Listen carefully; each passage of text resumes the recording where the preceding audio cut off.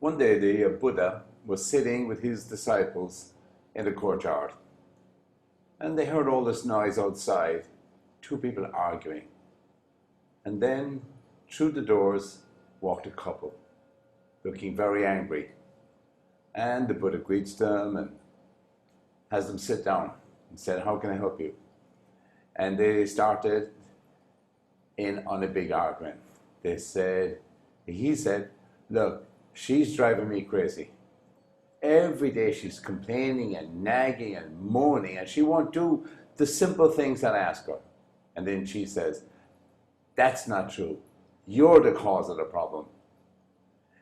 And then she lists out a big, long list of things that he did that she was not happy with.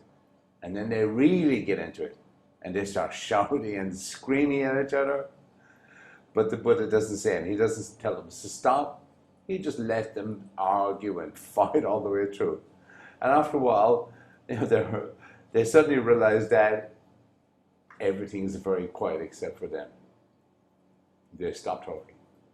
And then the Buddha says, So you believe that he's the problem? And she says, "Yes. Haven't you been listening? Look at him. Look at the way he treats me."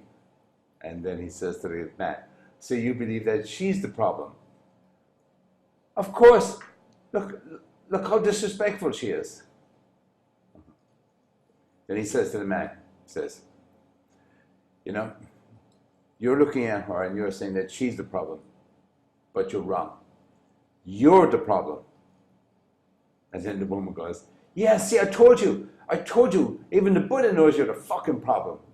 And then he says to the woman, "Wait a minute. When you look at him, you say he's the problem. You're wrong. You're the problem. Both of you believe that the other person's the problem. Both of you are causing problems because you have your own problems. Now, I don't know which one of you has more problems than the other, but you're bringing your problems into the relationship and then you're blaming the other person for it. Now, I understand. You didn't wake up one morning and decide that you're going to blame somebody else. This is how people are born into the world. And because of the way that society shows people, they often believe that the other person in the relationship is the cause of their problem. So if you want to solve a problem, you have to know, where the problem is. So right now, both of you are focusing on a problem that you think is there, when the actual problem is right underneath your nose. That's right underneath your nose. The problem is yourself. If you both go away and start working on yourself, becoming more confident, more secure, more compassionate, more understanding, more forgiving, more kindness, be a bit more loving. If you change, then the other person will change.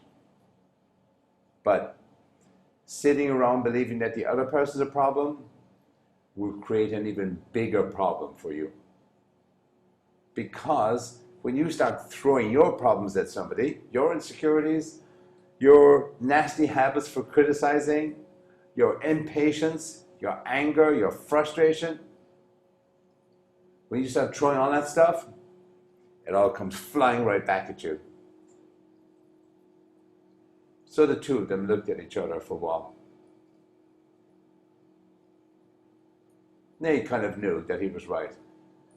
That if they would just work on their own problems, then life would be a lot better. The Buddha said, it's not going to be easy. Be patient. Work on one of those problems at a time.